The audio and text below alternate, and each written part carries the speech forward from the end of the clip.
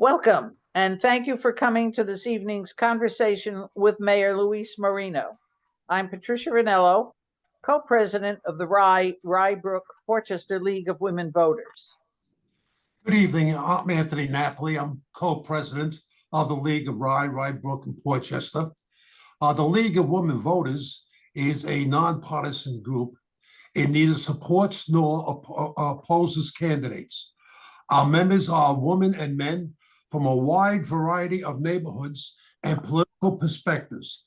And what we share in common is our dedication to encourage informed and active participation of people in our government at all levels. Please allow me to introduce our moderator for this evening, Joan Feinstein, who also is a member of our League of Women Voters, and Portchester Mayor Luis Marino. Without further ado, allow me to turn over the event to Ms. Feinstein and Mayor Marino. Thank you so much. Thank you. Thank you. Thank you so much, Mayor, for being here this evening and giving your time to inform the residents of Portchester about the various issues that confront your community. And I personally want to thank you for your service. I have, in fact, been in your shoes, and I know the time and the effort and the service that you give to your community. So my first question, the format is going to be 10 questions. And the reason we're giving these questions is just to illuminate different issues and concerns and things that are happening in Portchester. Your response should be about 2 to 3 minutes. And at the very end, I will ask you if you want to add anything else that you may want to add, elaborate on, or bring up something else that you just might want to add. And once again, we are doing this as a service to your community, and the League is happy to do this. You have been mayor for the past 2 years, and you've had to face many difficult challenges and community issues, some that you could never even anticipated. I will say, for example, Hurricane Ida is one that I'm sure you did not anticipate. Given those challenges and many hours of service that you provide, why do you want to continue to serve as mayor, and what would you like to accomplish in these next few years? Sure. First of all, I want to thank you for this opportunity for the leaders to let me express myself, and that's a really good question. Thank you for all the committee you guys put together to have this meeting tonight, this interview actually. Why I want to keep doing it as a mayor, as you know, I've been serving in the board for the past 3 terms as a trustee. Then I got interested in serving as mayor. It's 2 years, it was tough. But it's nothing is tough when you work as a team. I mean, I'm very active in the community. I don't believe sitting in my office. And I wanted to run this time again to keep doing what we still have it in place to make our village better. And like I say, you're right, it was tough. We had a COVID for 2 years. We locked down all the restaurants, all the business. We have to confirm that, and we came out of it. I mean, and also this is not about me only being the mayor. This is working as a team with my whole board. Yes, and thank you for saying that. The last 2 years, I just used Hurricane Ida because that was unexpected. But of course, no one could have ever predicted a pandemic as well. And to be the mayor of a community and to deal with the lockdown was certainly something unprecedented. So thank you for providing that as well. I'm going to ask a question. I'm sure you're not going to be surprised about development in the downtown area. So my second question is, there are several constituents that have spoken at public meetings over the last few years concerned about the development occurring throughout the downtown area. How do you plan to balance the needs and points of view of those people who are concerned and those who support downtown development? Right. This issue's been since I was elected as a trustee and been working it really hard. As mayor, I believe and I support the envelopes in our village, but also at the same time, I wanted to be fair with the rest of the residents, right? And I'm bigger supporter to make our village better. right? And also at the same time, I don't want to hurt, right? I'm a special bigger supporter of small business owners of the properties.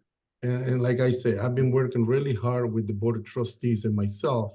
As you know, in 2020, we passed a new force-based code. So we adopted in May, and we still working on, we still fixing some issues, and that's what we're here for. So I will protect this village as far as I can.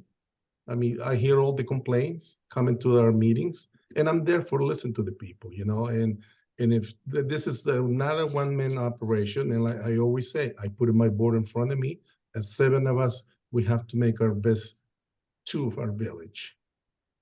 I'm just going to elaborate on that, and thank you for that explanation. I know that you did adopt the form-based code, and like everything else, it has to be tweaked. It's new to the village. And there are certain issues. What are some of the issues that you're dealing with now, currently in the form-based code?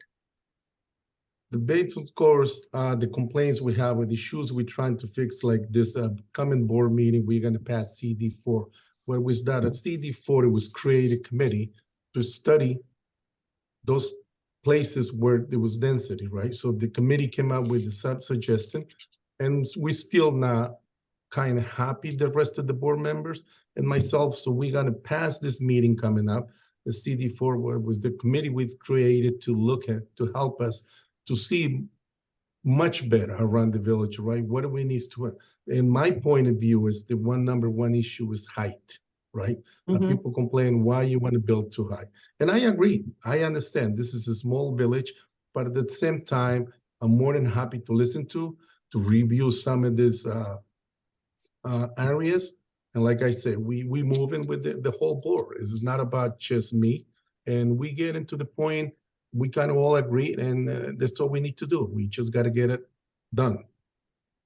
And is that CD4 committee is still in place and still working to make recommendations to the Board of Trustees?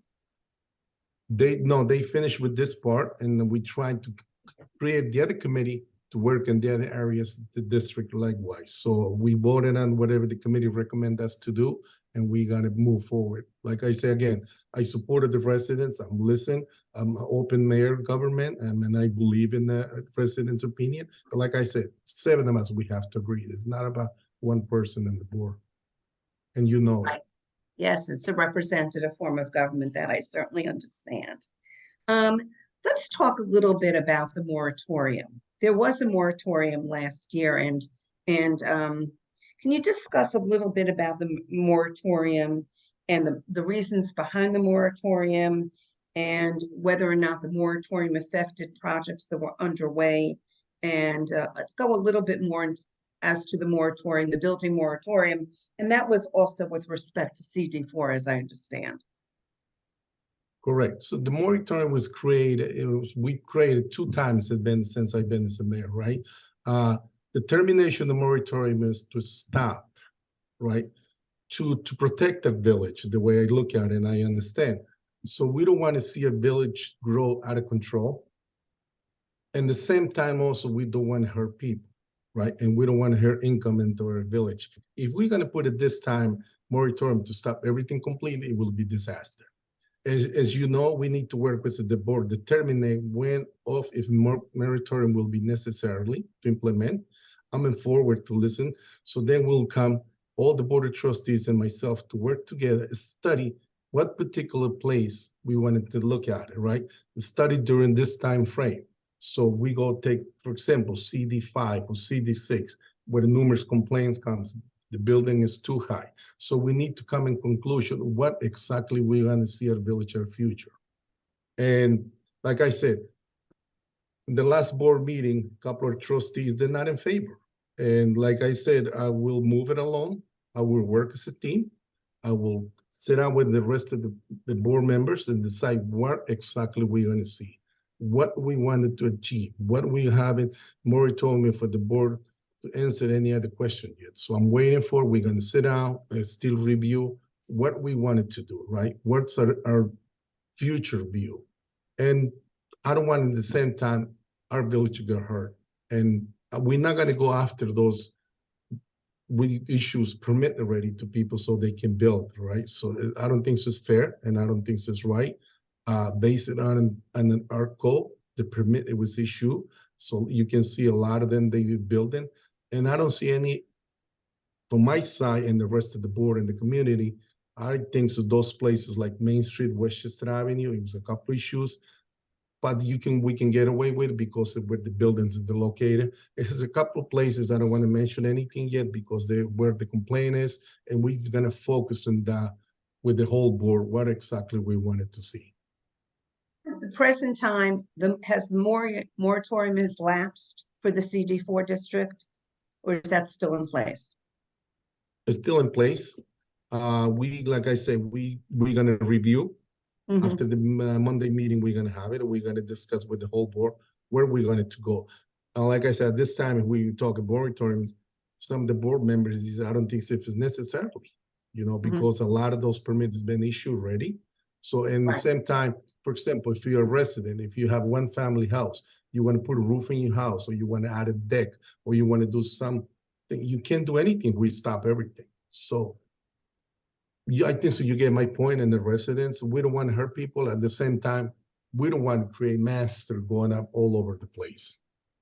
And the current moratorium, is there a date that is set to expire without any further? It will expire eventually, I believe, a month or two, more or Yeah. less. I don't So very remember short. right but- now, but correct. But before that, we need to make some decisions where we're going to do. So the next few meetings are very important for those Correct. decisions. And I'm sure there's certain approvals, but permits have not been pulled that people are waiting eagerly for those who have plans that have been approved but can't pull any sort of permits while the moratorium is taking place. Correct. Thank you. That was very helpful. Thank you. Over the last few years, the public has raised concerns about the lack of adequate parking in the village. And some of this, of course, is a result of construction, more congestion, etc. What solutions are being considered by the village to deal with this concern? That's a good point. You bring it up. And at the same time, recently we've released a proposal to have a study proportion of around their village for parking instruction. So to see better where we can build one, we need to build one parking structure, right? So several months ago, the village enforced the engineer to prepare traffic study. That should be happen coming to us by this year in June. So once we have that, they're gonna bring us the direction where we should put it one. And I'm all for it. It's gonna happen. We had a small property. We sell it almost for $1 million. And I put that money directly for that bond for the spending of parking instruction. We will build one. I can guarantee you we need it. I was going to say, As you know, we have capital. We have a lot of restaurants. And you can see there's not much space. And I want it somewhere with where it can be safe either for the user and for the residents. We have a couple of places. That's why we hire someone to study to get us back by June, and we're gonna move forward. Do you think that this is, I hear that you're certainly in favor of having a parking structure because it's important. You have a vibrant, you have many Absolutely. restaurants, you have the Capitol Theater. Do you think, and I'm not putting you on the spot, do you think that your fellow trustees are also in agreement with that? Yes, we will. I have to say this before I make this comment. I have a fantastic board. I'm a type of guy, I'm a type of mayor. I work as a team. I'm not like the other past mayors. I respect them, a lot of them. It's not about Louis Marino. I'm the mayor. You got to do whatever I said. No, I work as a team. And a lot of the times, we all kind of agree at the same time. We all say we need a parking, right? So we have a property, all can grow. It's a pretty big property. It could be there, or could be on the other side, Irving Avenue. Or we look at some other properties. So it will happen. I will guarantee you that. And that It's you going to did take a put little mon- time, but it will Mhm. happen. And I have the support from the board. They all agree we need it. We need it. We need to build it. Mhm. Good, I'm sure that the Just we need to community is. find the right place and the right location where it's not gonna be, it's not gonna be in the way for anybody else. And the residents, obviously, but we will buy it. We will build it. Well, I think it's fair to say that based on experience, no one's ever going to be happy if you change something near where they live or where they work, but you do the best as possible. But it'll be Correct. interesting to see that study and the various possible locations. And I'm sure that will be a wonderful discussion that the board will have with the residents of Portchester. Yes, this when it was referred to the staff, they already move on, everything is in place, so we're just waiting for the results to come back to us. Then we have to take decision. We have to make the How decision as long- soon as possible. How long has that study been underway? I'm assuming you're using an outside consultant to do that study? Correct. It's been in the way, engineer, right? It's been in the way at least 2-3 months. So like I said, they give us a deadline, rough, we should be getting by June. We're waiting for. Good, good. Thank you. In recent years, there has been, from what I understand, a reduction in staffing throughout in the village. How can the village address growing population and growing needs when you have reduced staffing? And I certainly understand the constraints of running a village and trying to keep taxes down, etc. So That's my best, and I love it. Since I've been elected, as you see my record, always watches taxpayers' money, and I'm one of those. I pay taxes. I'm a decent guy. So going back to the staff, when I was a trustee, yes, we lay off a couple of employees, and I came back as a mayor, or this next year after that, we brought them back. So we all kind of pretty much level with our staff, as you're right, and you have the experience. As we growing up, as we building up, we need more, and we're looking into it.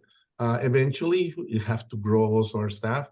I'm not planning to fire anybody in this particular budget time is coming soon. I'm going to maintain all my staff the way I have it, and I have a fantastic staff. We have a building department, sanitation, a great fire department. We provide service. Police department, as they retire, as they leave, we always fill the staff. At this present time, we have a couple of officers in the school, I believe, 2 or 3. As we need it, the chief captain presents to us, and we never say no. I mean, I don't like to spend money, but certain things we need to have it. Absolutely. are there any areas, and I certainly understand the difficulty with staffing and trying to keep taxes down, especially in these economic times. If you, in a perfect world, is there one area that you would personally like to add staff? If you had the resources and the money, is there, one particular area that you can think of, one particular department that you feel that needs more assistance? We have a lot of departments, and as you know, as a past mayor, and everyone comes to the meeting, especially budget time. Oh, I'm short staff. We all short staff, right? And like our DPW foreman says, we do what we have. We try to do our best, and I love it. To me, safety is first, right? I will increase staff our police department. I mean, they're very busy department. I will, without a doubt, I will increase some manpower with them. We have a wonderful fire department. Thank God they're all volunteers. They do their best. I just had a meeting today with one of the chiefs. We're trying to purchase fire trucks.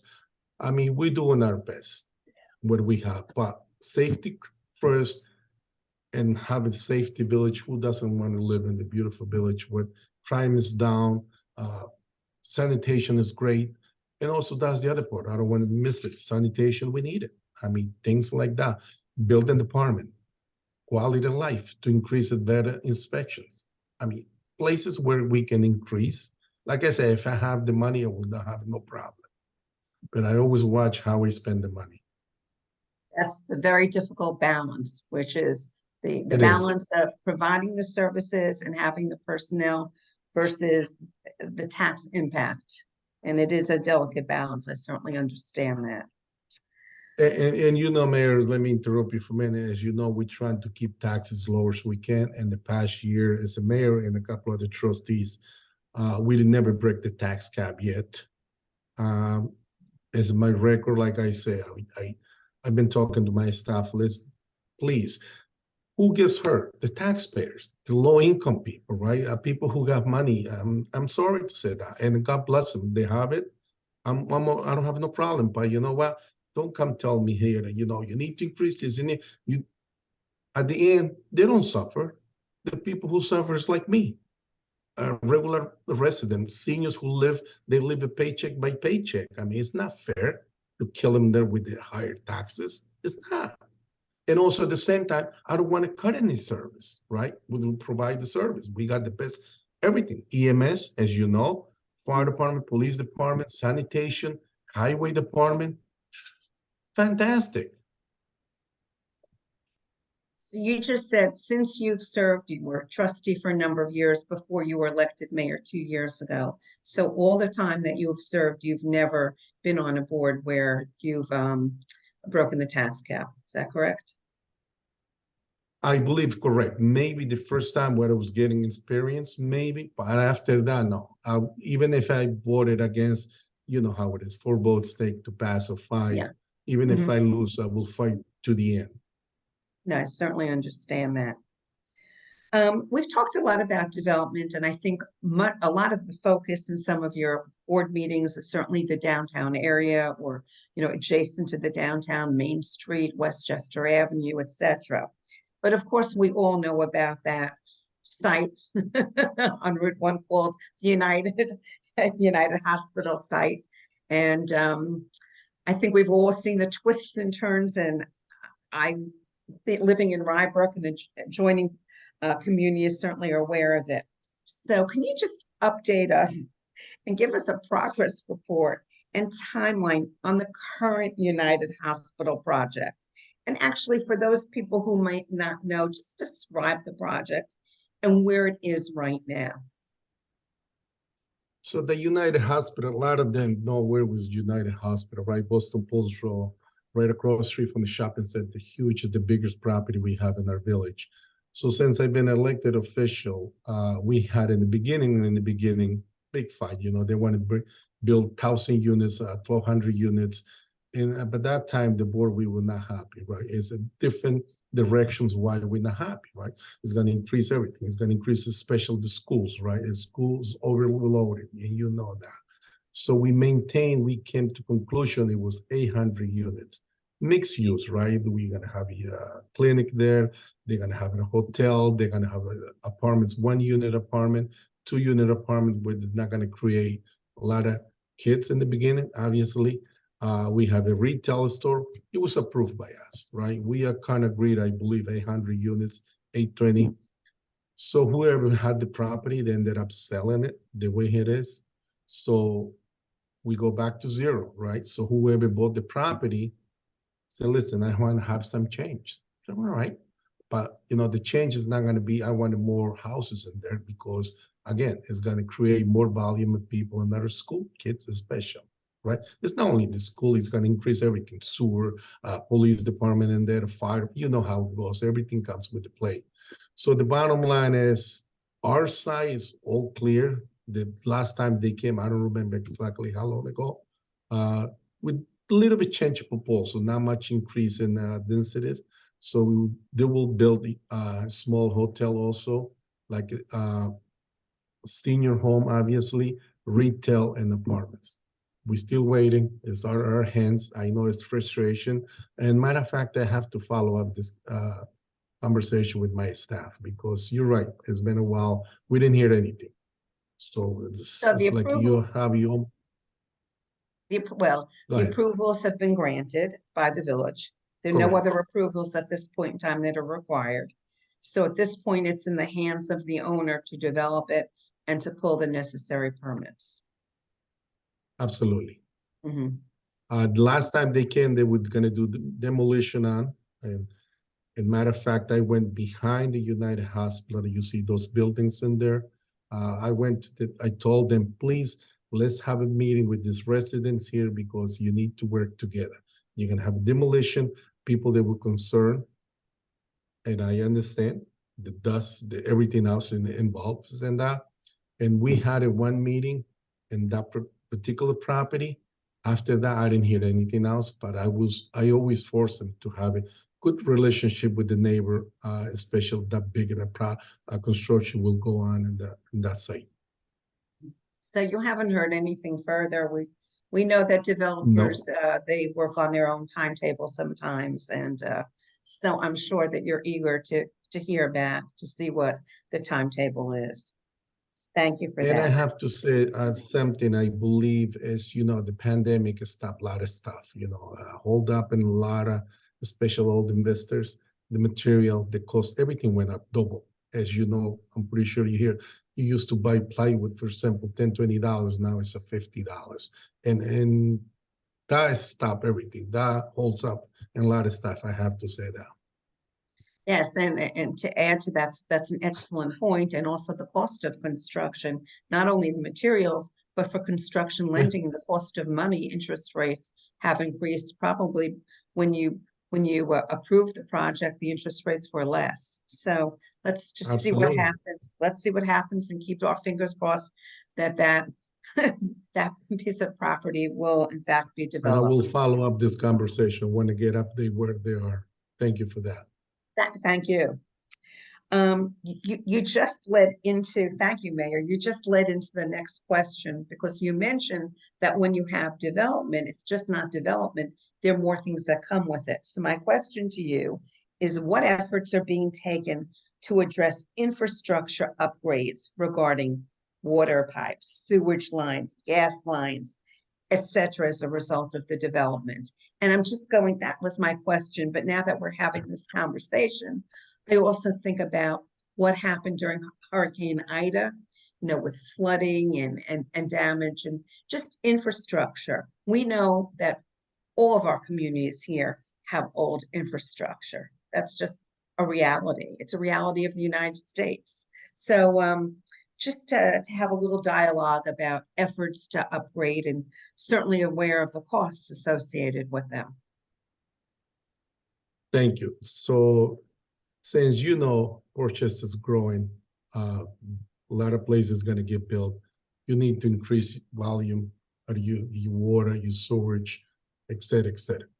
So we had a good conversation with the water company. We're really aware of what's going on. It should be no issue. Sewer-wise is in our plans, even if we don't build anything, right? We need to fix it. No one sees under the ground, right? A pipe goes under the ground, carries sewage, carries drain. So, matter of fact, our staff worked really hard. I have to give you credit to my staff, especially a village manager. Stuart is a fantastic employee. He's one of the best, and he works really hard. He cares about our village, like we all do. So we just received $10 million. We're going to invest in that infrastructure and storage. And I think we have at this time like $15 million to invest. This is a great news. He worked for this bond. Very and good. We have Congratulations. We Congratulations. got it. Thank you. And so where we are, kind of seems like we don't have no issues yet. I didn't hear any problem. The only issues came up with the water company, and we had a meeting here in our senior center with a lot of them, the builders around the village, and we all came in the conclusion, and we move in the right direction. It should be no problem. Good. Thank you so much. I think you may have touched on this a little bit before when we talked about parking. So parking and traffic somewhat go hand in hand. So we know that traffic in the village is a concern, and also becomes a concern just not in the ordinary day, but obviously when construction is taking place. And I was going to say, when will you share the traffic studies with the community to alleviate their concerns about the growing traffic congestion? But I think, to paraphrase what you said before, these studies with the parking structure, are they also traffic studies as well?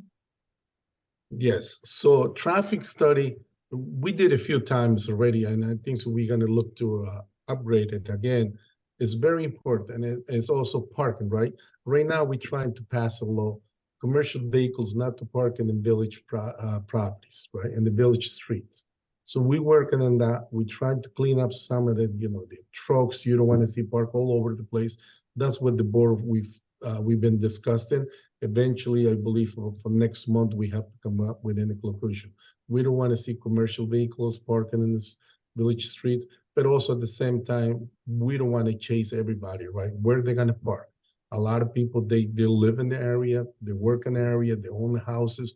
A lot of houses, they don't have a property, parking driveways, so they force it to park on the street. And that's what the discussion is with the board at the present time.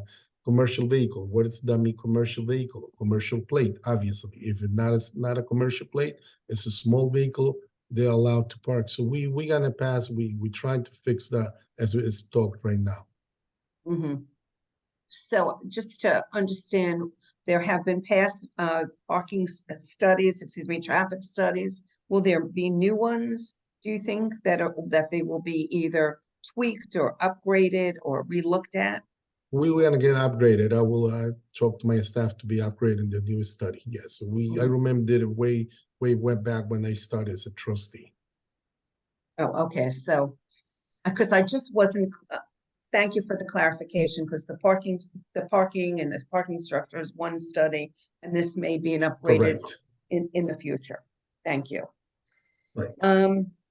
We certainly know that the Governor Hochul has proposed a housing compact proposal, which would require many municipalities to increase housing development by 3% in the next 3 years. And I know that's a controversial proposal. If that was to pass, what do you think the impact would be on Portchester, which is fairly developed as it is?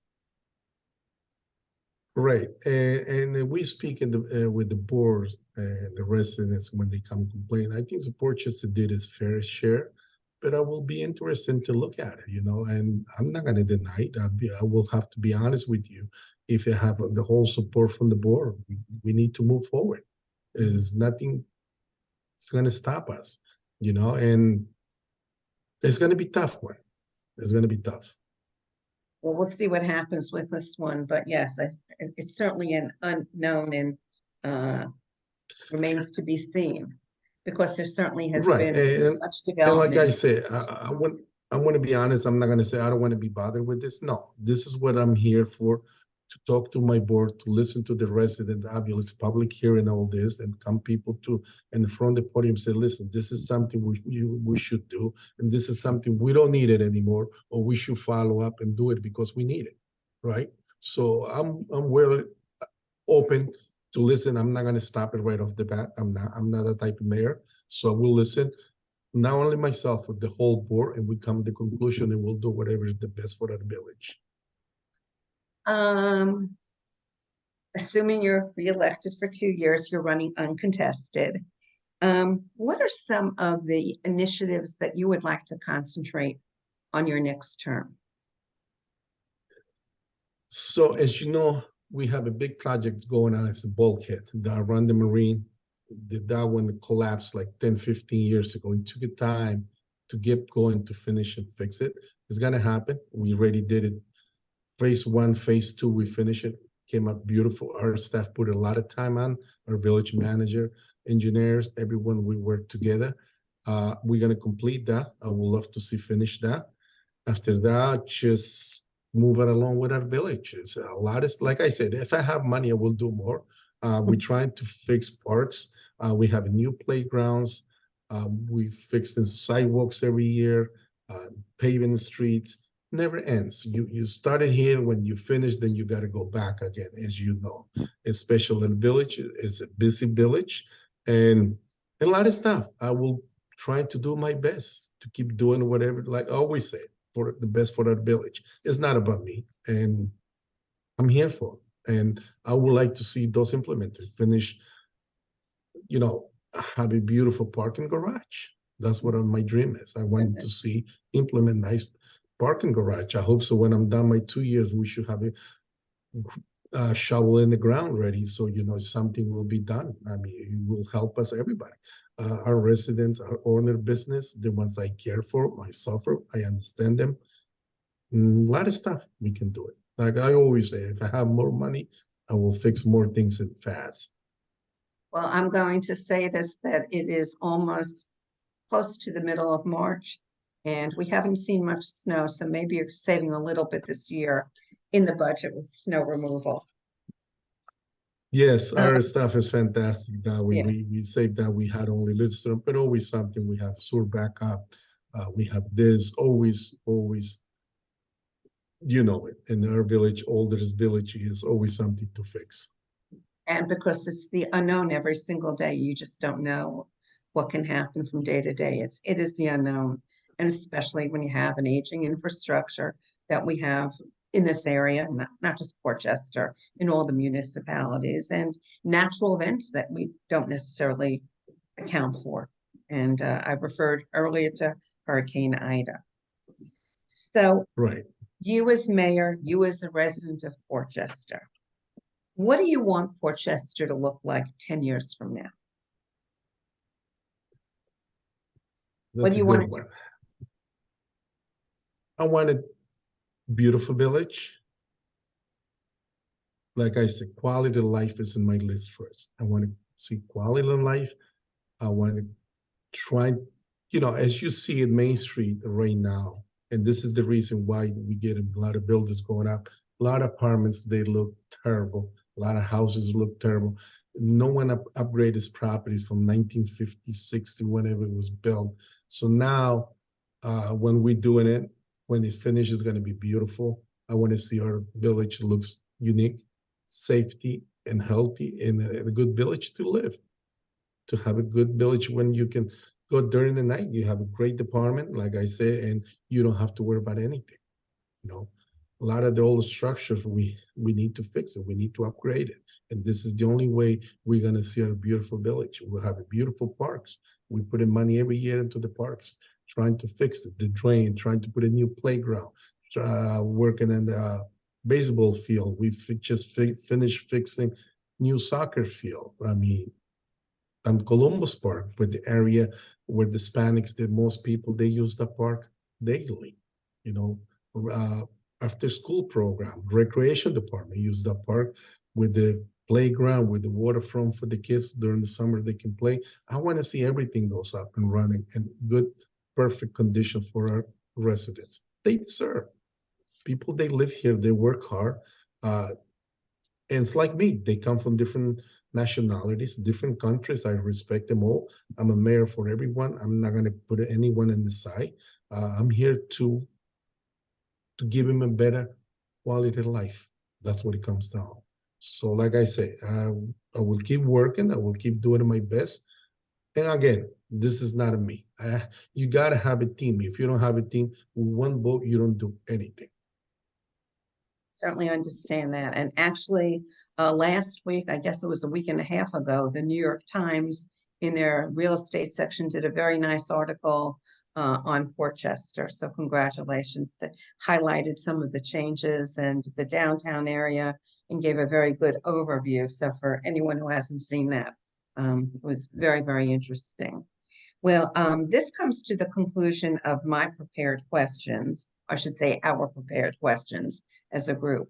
But this is a conversation, Mayor. So if there's anything that you want to add, discuss further for the benefit of your community so that they can be as informed as possible of what is happening in Portchester, if you want to add anything at this time. Right. Once again, I want to thank you for this time and the opportunity to have this conversation is healthy and good. And always, I'm the type of guy, I'm always learning, and I'm always working to anyone, right? So, like I said, village is growing. We're trying to do the best, and I will keep working for our best. I will fight. Like I said, my priority is taxes. I don't want to see increased taxes kill a resident. I'm not that type of guy. Our village is growing, and we're building. rebuild, and at the same time, we don't want to do overdo, right?